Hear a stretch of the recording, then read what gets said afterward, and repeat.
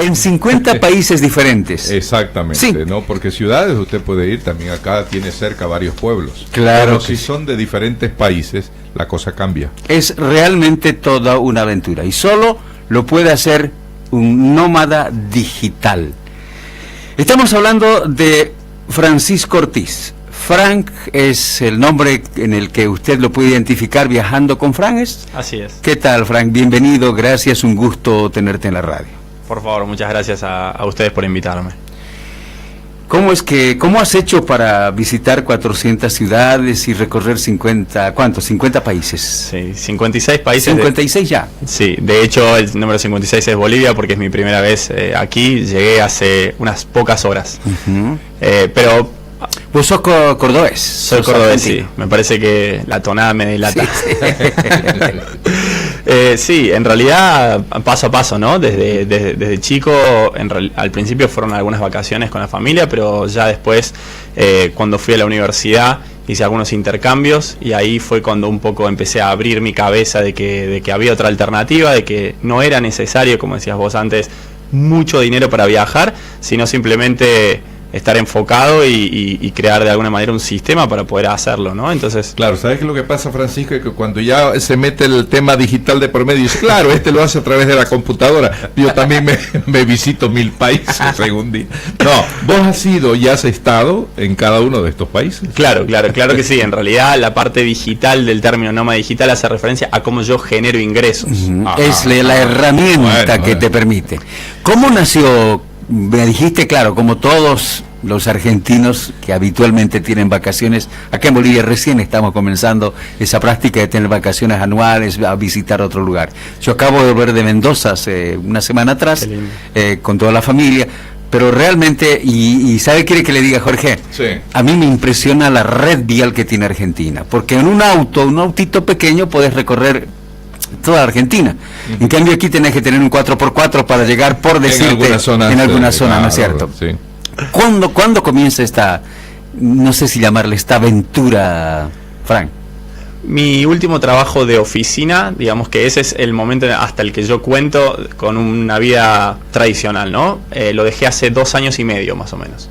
Y desde entonces he estado viajando. No has parado de viajar. Full time, claro. Ajá. Sí. He vuelto a Argentina a visitar la familia una vez al año normalmente, pero no más que eso. A ver, enseñanos, ¿cómo le haces para financiarte estos viajes? Bien, hay 3 maneras, ¿no? Yo siempre explico que son 3 grandes patas. La primera es con el blog de viajes y con las redes sociales. Yo trabajo con marcas generando contenido sponsoreado. Eso significa, para los que no entienden, en lenguaje sencillito. Sí, en lenguaje sencillo sería una empresa quiere promover sus productos o servicios a mi audiencia, a la gente que me sigue. Entonces yo hago, por ejemplo, lo que puede ser un post en Facebook o un live en Facebook, como estamos haciendo en este momento, puede ser un Instagram, diferentes cosas, y menciono esos productos o servicios. Yeah. Entonces, por eso a veces me pagan.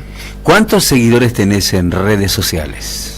En Facebook tengo 15.200, en Instagram 6.000 y algo, pero yo siempre digo, la otra pata de hecho es, yo soy consultor de marketing, y siempre digo que no es necesariamente la cantidad lo importante, sino quiénes son. La calidad de la calidad. A quiénes llegas, el destinatario. Totalmente, y cuán enganchados están con uno, ¿no? ¿Cómo haces? Porque es bastante costoso, los pasajes, la alimentación, el hospedaje. ¿Cómo haces? ¿Cómo es la estrategia? Yo en general soy un viajero bastante flexible. Puedo pasar de un hotel a un hostel, a veces hasta dormir en carpa, y puedo viajar desde en avión hasta viajar a dedo. Hago absolutamente todo en ese sentido. No es que tenga una forma estricta de viajar, pero hoy en día, gracias a internet, existen muchos recursos o páginas donde muchas de las cosas se pueden llegar a hacer inclusive hasta gratis, ¿no? Hay gente alrededor del mundo dispuesta a alojar a personas que no conocen en sus casas gratis, ¿no? Ese sería un ejemplo de bajar el costo, sobre todo de alojamiento, que suele ser uno de los más importantes. Pero tiene sus riesgos, el tema seguridad. Totalmente. Yo siempre lo que digo es que la mayoría de la gente en el mundo es buena, lo que pasa es que los malos son los que tienen la publicidad. Entonces, realmente uno cuando empieza a viajar, una de las primeras cosas que aprende es a abrirse y a confiar en la gente. Y lo que tiene de bueno muchas de estas plataformas es que tienen reseñas de gente que ya ha vivido ese tipo de experiencias, ¿no? Entonces, si una persona tiene 10 reseñas y las 10 son buenas, es más probable que la experiencia sea buena, ¿no? Y como hay grupos, ya estaba leyendo hace poco, que buscan, ¿no es cierto? Hay gente que ha viajado, es decir, que vive en Holanda y quiere venir a Bolivia y busca contactos, como hacen los motoqueiros, por ejemplo, ¿no? Tienen asociaciones, entonces se reúnen, se cooperan. ¿Es cada vez más este grupo de gente que quiere conocer el mundo? Totalmente, porque una de las cosas principales que se aprende es que uno se vuelve mucho más tolerante, más flexible, y eso sirve para todos los ámbitos de la vida. Entonces, cuando uno siente eso y aprende esas cosas, lo quiere volver a repetir y en algún punto se vuelve hasta una adicción, ¿no? ¿Vos vas a seguir? ¿Cuál es tu plan? ¿Vas a seguir viajando por el mundo? Yo sí, el plan es seguir viajando, lo que sí, la forma de viajar seguramente irá variando. Yo no soy de esos locos que dice voy a viajar toda mi vida de esta manera y listo. Ahora viajo con mi novia, en este momento no está, pero viajo con ella. En el futuro, si tenemos hijos, cambiará la forma de viajar, pero lo que sí sabemos es que queremos seguir viajando. Llegaste a Santa Cruz del Paraguay. Del Paraguay, así es. ¿Vía terrestre? ¿Cómo llegaste? No, tomé un avión, porque a través del Chaco me dijeron que estaba bastante complicado. Por el tema de las lluvias. Así es, por el tema de las lluvias. Estuve en el Chaco, pero llegué solamente hasta la mitad, y después volví para Asunción. Y bueno, vía Argentina era bien largo y no me quedan tantos días, así que vine en avión. ¿Tienes un cronograma para visitar? ¿Cómo te organizas? ¿Cómo está organizado tu mes, por ejemplo? Normalmente no tengo cronograma, lo que sí hay determinados eventos que me fijan ciertas fechas que tengo que estar en ciertos lugares y alrededor de esos eventos es que yo después voy organizando todo el resto, pero normalmente bastante flexible. ¿Qué te trajo a Santa Cruz?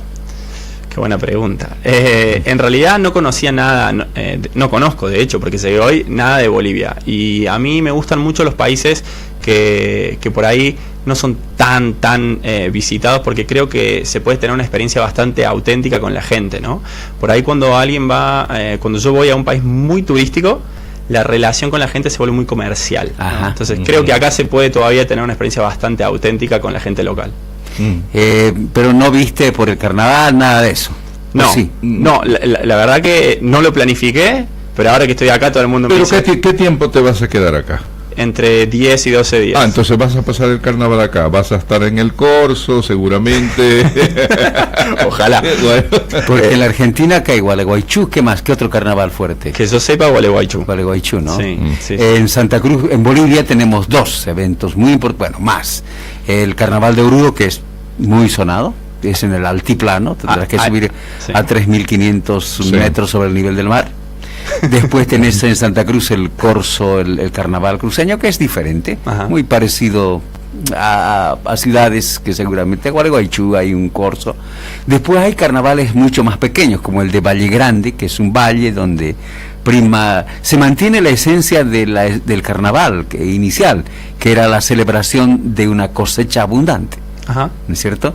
Se mantiene. Después, ¿qué más hay? Hay en cada población, es de fiesta, es sábado, domingo, lunes y martes de feriado. ¿Nos escuchaste conversando acá los feriados? Y el miércoles volvemos a la pega todos, o sea, vuelve la normalidad después del carnaval. Eso tendrás. ¿Qué países has visitado? ¿Solo en América? ¿También Europa? Sí, de hecho la gran mayoría del tiempo yo lo paso en Europa. América he ido a muchos, pero no los he recorrido extensivamente. En Europa sí, sobre todo en la parte este, que justamente no es tan turística como la otra, ¿no? Entonces he estado bastante tiempo entre Serbia, Kosovo, Montenegro, Bosnia, Macedonia, Ucrania, todos esos países que por ahí para la gente le suena muy, lo que más elige normalmente, pero, lo más comercial. Pero que además tienen la fama de que hay mucha violencia, muchas cosas, ¿no? Totalmente. Y otra cosa vivir. Totalmente, y no es así. De hecho, en Ucrania yo viví 3 meses ahora hace el año pasado. Sí, y no, hay ciertas regiones que sí están en conflicto, pero para el ciudadano de a pie en el día a día, a menos que esté en la zona de guerra, es absolutamente normal, e inclusive son países que son hasta más seguros que varios de los de Latinoamérica. ¿Cómo nace esta afición? Porque no sos el primer argentino que recordando desde el Che, ¿no? Tomó una motocicleta y recorrió gran parte, y hay muchos compatriotas tuyos. Vas a México, yo estuve hace poco en México, y te encontraste a argentinos con una actividad económica. ¿Dónde vas? Encontrás un argentino. ¿Qué hace que los argentinos tengan ese espíritu de peregrino, vamos a llamarle así? Yo creo que en parte es lo que hablábamos antes, de que no tenemos tantas vacaciones. Hasta 5 años de antigüedad en una empresa son 2 semanas. Y 2 semanas, si se trabaja muy intenso, es poco. Entonces, además que estamos en el fin del mundo. Entonces, cuando nos vamos, tenemos que ahorrar mucho. Y ya que nos vamos por largo. Y muchas veces cuando nos vamos por largo, no terminamos volviendo. Yo creo que es un poco eso, ¿no? ¿Y tus vacaciones, vos lo tomás como vacaciones esto?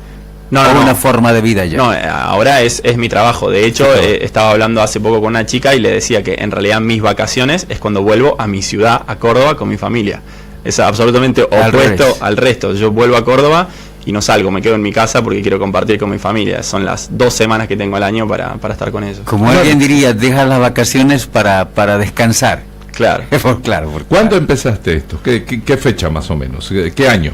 El blog lo inicié hace 5 años, era un poquito más, diciembre del 2012, pero inició 100% como un hobby, yo simplemente quería... ¿Y te gustó? Y me gustó, sí. Ya. Me gustó, y también vi una oportunidad que podía ser algo interesante y que podía ser de alguna manera un sistema para mantener este estilo de vida, ¿no? Ya. ¿Y no has tenido mayores problemas durante estos 5 años o siempre cuesta? No, a ver, cosas menores, claro, anécdotas, cosas menores. Pero tus auspiciadores, los que están por detrás, ¿han sido fieles? ¿Se han mantenido? ¿Cómo? Hay de todo, no es fácil, no, claramente es bastante complicado, ¿no? Normalmente yo siempre digo que, por ejemplo, si yo voy a una ciudad y quiero trabajar con algún hotel, tengo que enviar 15 mails para que me respondan 2, para que capaz uno me da bolilla. O sea, es moverse, ¿no? Es muy difícil que a uno lo vengan a buscar para hacer un montón de cosas. Sí. El mundo digital, ¿cuán importante es en esto, en la promoción, en los negocios? Para mí... Hoy en día, para el mundo, ya has visitado varios países en Europa, has estado en Europa Oriental. ¿Cómo ves? ¿Es cada vez más importante? Cada vez más importante, porque yo creo que no es una decisión de la gente que hace o no los negocios, es una cuestión de dónde pasa el tiempo la gente, ¿no? La gente hoy en día está todo el día con el celular y termina siendo un poco el control remoto de sus vidas, ¿no? Entonces hay que estar donde la gente ya está prestando atención. Francisco Ortiz es un nómada digital. Él tiene una página en Facebook. ¿Cómo está? ¿Cómo entramos? ¿Cómo te ubicamos? En todas las redes, Viajando con Fran, el blog viajandoconfran.com, y en YouTube es mi nombre, Francisco Ortiz. Francisco Ortiz. ¿Trabajas algún material, aparte de la promoción de las empresas, material respecto a las zonas que visitas? ¿Qué ofreces? Por ejemplo, en YouTube. Sí, en YouTube tengo un enfoque un poquito distinto. En YouTube lo que hago es un poco hablar de distintas herramientas que pueden contribuir a tener el estilo de vida. Entonces hablo de emprendedorismo, hablo de marketing digital, hablo de finanzas personales, pero siempre con un enfoque bastante educativo, ¿no? Es un poco parecido, a veces también doy charlas en universidades y en distintos lugares. Esa es la parte más educativa de lo que hago. Después Facebook, Instagram, Twitter es más compartir el día a día, pero siempre con un enfoque para que la gente se cuestione y salga de su zona de confort, ¿no? El hecho de que, por ejemplo, yo diga que mi país preferido es Irán, ya la gente le hace ruido, ¿no? Sí. O que viví en Ucrania y la gente empieza a mirarme raro. Entonces yo siempre trato de empujar hacia eso, ¿no? Hacia que la gente cuestione sus formas de pensar. Y cuando llegas a un país, ¿qué te gusta mostrar? Mostrar, en realidad, la verdad es que trato de mostrar lo máximo posible la cultura local, ¿no? Cómo es la gente. Por ejemplo, yo acabo de venir de Paraguay, y Paraguay es un país que por ahí en algunos sentidos no tiene tan buena imagen, y la verdad eso me llevó una sorpresa increíble. Tiene un nivel de hospitalidad espectacular que yo no conocía, ¿no? Entonces justamente trato de empujar y mostrar mucho eso. Y con la parte oficial, ¿cómo te has llevado? Es decir, eso es el pueblo, ¿no es cierto? Pero con la gente, con autoridades, ¿cómo te ha ido? En Europa y en América Latina. Bien, o sea, en ningún momento tuve problemas de ese tipo, ¿no? En general, bien, siempre bien. Las únicas anécdotas malas que tengo fueron justamente por confiar a veces demasiado en la gente y no sé, por ejemplo, en Egipto me estafaron vendiendo 2 papiros que yo no quería y los tuve que pagar porque me metí en una situación complicada y tuve que terminar pagando, pero anécdotas de ese estilo, digamos. Y yo siempre digo que vale mucho más, o sea, por confiar en la gente son mucho más los buenos momentos que pasé que los malos como eso, ¿no? Son simplemente anécdotas. ¿El idioma cómo lo has resuelto? ¿Con inglés? Sí, fundamental. Siempre mi primer consejo, no solo para viajar, sino para cualquier cosa, aprendan inglés. Les va a dar acceso a muchísima más información, porque en internet el 70% está en inglés, ¿no? Entonces, inglés fundamental. Y la verdad, honestamente, ningún otro idioma yo hablo español e inglés. Y después suena cliché, pero el idioma de las señas, la sonrisa, me ha abierto varias puertas. Sí. Claro. Bueno, y Messi, Maradona también, porque apenas digo que soy argentino, todo el mundo, Messi, Maradona. Y yo, sí, vamos. Qué interesante, ¿no? Tengo que agradecerle. ¿Y en Santa Cruz dónde estás hospedado? Me estoy quedando en un hotel. En un hotel. Acá en el centro. ¿Ya hiciste...? No. Esto es... En este viaje en particular, que son más o menos un mes y medio, estoy como bajo perfil, tranquilo, por mi cuenta, pagando todo, sin auspicios. Algunas cosas que quedaron, pero no nada a nivel local, por lo menos por ahora, ¿no? ¿Y cómo van tus finanzas? ¿Te financias con las charlas, con las actividades que haces durante tu recorrido? Sí, más que nada viene todo lo digital. Las charlas es como un extra a veces, que sí consigo sponsors, pero es literal que, digamos, a veces cobro por un post en Facebook o un post en Instagram, pero la mayor parte de mis ingresos viene por ser consultor de marketing. Entonces lo que hago es ayudar a empresas y emprendedores a crear su marca en internet o a mejorarla, hacerla crecer, ¿no? ¿Y el apoyo viene de tu país? No. ¿Las empresas con las que trabajas son de todo el mundo? ¿Pueden ser de cualquier país? De hecho, creo que el país donde menos bolillas me dan es en Argentina. Sí. Pero no, normalmente lo que yo trato de hacer es vivir en países que son accesibles, donde puedo vivir muy bien por poco, pero trato de tener clientes en países donde pagan bien. Entonces, mis principales clientes son de Estados Unidos y de Europa. ¿Dónde se puede lograr eso? Con poco vivir bien. Aunque no lo creas, en muchos países, ¿no? Lo que decíamos antes, en Europa del Este, bien del Este, se puede vivir muy bien por muy poco. Y después en algunos países de Asia, yo todavía no he ido, pero tengo muchos amigos que viven, digamos, de lo digital y viven sobre todo en la parte que se les llama el sudeste asiático, ¿no? En América Latina, ¿qué países has visitado ya? Técnicamente fui a todos ahora que llegué a Bolivia, salvo, digamos, a todos de Sudamérica, ¿no? Centroamérica no, Centroamérica solo conozco México y algunas islas del Caribe, pero yo considero honestamente que no los conozco bien. He viajado, pero he viajado bastante rápido en la mayoría, entonces me falta, es una deuda pendiente. Pero para ser honesto también es bastante más complicado y a veces más caro viajar por acá. ¿Sí? Sí, porque a nivel de infraestructura todavía, como hablábamos antes, sí, y por ejemplo en Europa, a pesar de que yo me vaya hacia el este, que son los países que tienen menos infraestructura, todavía siguen existiendo el tema de los vuelos de bajo costo y esas cosas. Entonces son precios muy diferentes. Para que la gente lo entienda, me decía un compatriota tuyo, venir desde la Argentina vía cualquier línea aérea te sale tan caro como ir a Inglaterra. ¿Es así? Puede ser, sí. De hecho, yo vine desde Asunción y cuando conseguí el vuelo, todos los asunciones me decían, uy, qué buen precio el que conseguiste. Y yo probablemente en Europa puedo comprar 20 pasajes por ese mismo precio. Me decía que, por ejemplo, de España a Italia hasta hay 15 euros, cuesta 15 euros, ¿sí? Sí, yo he comprado el más barato por 5 euros una vez y es un vuelo de 1 hora, ¿eh? ¿Qué tal? Y normalmente, si uno tiene flexibilidad y sabe buscar, por 10 euros puede llegar a conseguir también, sí. Suena muy loco, ¿no? Suena como una mentira, literal. Pero no, pero es así. Hay ciertas cosas que hay que hacer para que salga tan barato, como por ejemplo, uno que hago yo es viajar con muy poco equipaje, ¿no? Si uno viaja con valijas grandes, esas salen extra. Fran, ¿por qué estas diferencias? ¿Tiene que ver por la cantidad de viajeros, por la infraestructura. ¿Qué es lo que hace tan diferente estos precios? Me decía, esto que me lo contó una amiga española, una colega periodista española, me decía, pero oye, me dice, si yo voy con 15 euros a Italia, le dije, no puede ser, si de aquí a La Paz, ¿cuánto nos cuesta? $150, no, más o menos, en el mejor de los casos. ¿Qué hace estas diferencias? Yo creo que, como dijiste vos, una fundamental es el tema del volumen, ¿no? La cantidad de gente que viaja. En Europa prácticamente todo el mundo se mueve en algún momento a algún lado.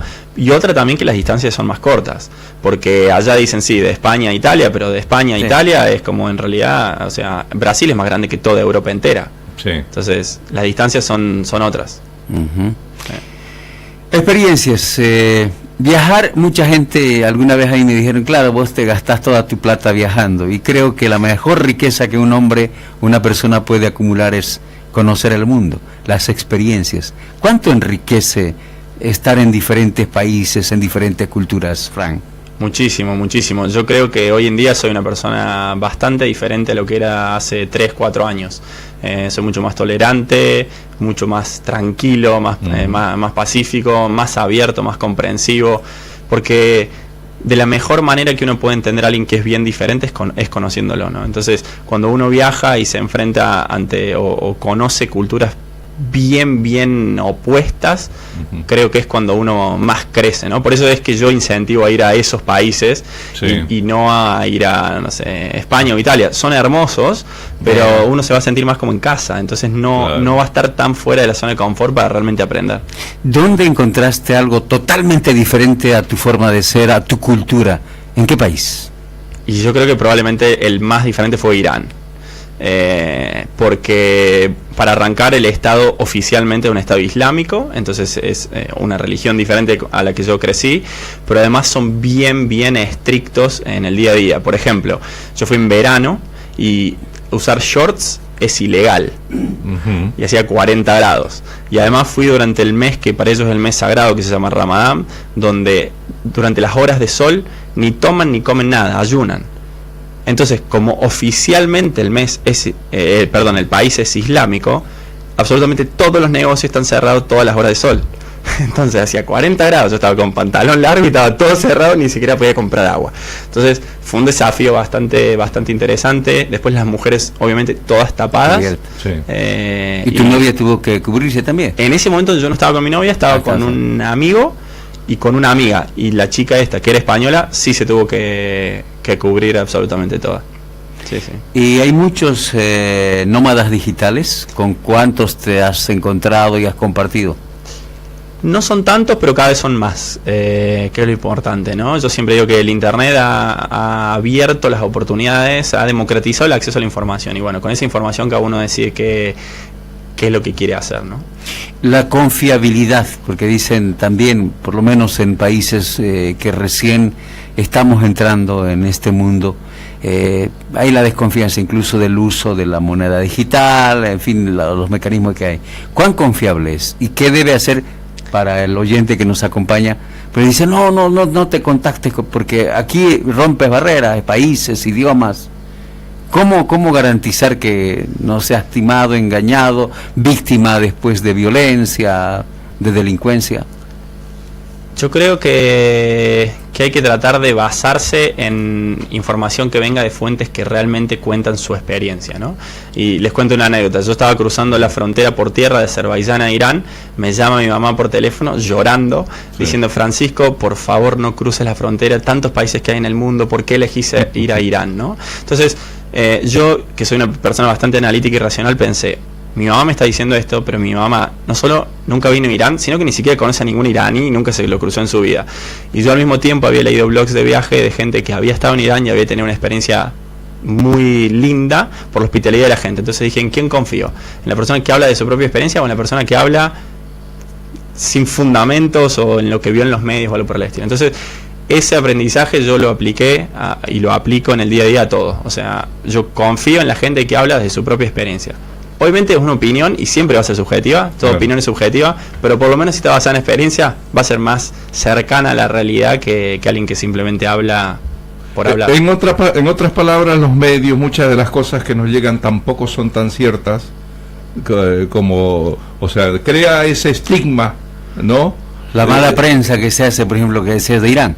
Tal cual, tal cual. Yo siempre digo, uso también de vuelta una lógica racional, y es que si las noticias por lógica son excepciones, ¿no? Porque si uno muestra lo que realmente pasa en el día a día, no es una noticia, toda la gente ya lo sabe. Entonces, si uno escucha las noticias y todas las noticias son malas, como lo malo es la excepción, probablemente todo lo que esté pasando es lo bueno.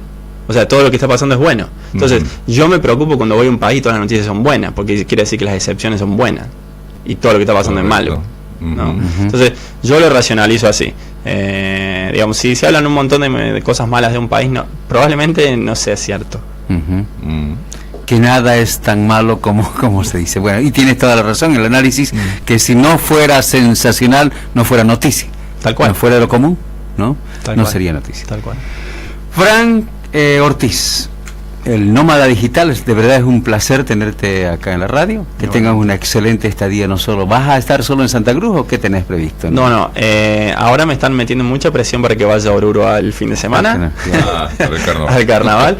Y la idea también era ir a Sucre, Potosí, El Salar y La Paz. La Paz. Y ahí ya ir a Perú. Mi novia es peruana y me está esperando allá, entonces ya hay que volver. Y también es nómada digital. Así es, sí, hace lo mismo que yo. Ella también tiene un blog. Que ¿La conociste en esta tu travesía? Así es, la conocí por internet. Ajá. Nosotros fundamos una empresa con otros bloggers de viaje, pero nadie se conocía. Lo hicimos todo a través de internet. Y en un momento, en un evento, sí, ya nos conocimos en persona en Londres. Y bueno, a partir de ahí empezamos la relación. Genial. Frank, un gusto tenerte, que tenga una buena estadía, que disfrutes de Bolivia. Bueno, muchísimas gracias. Gracias, Francisco.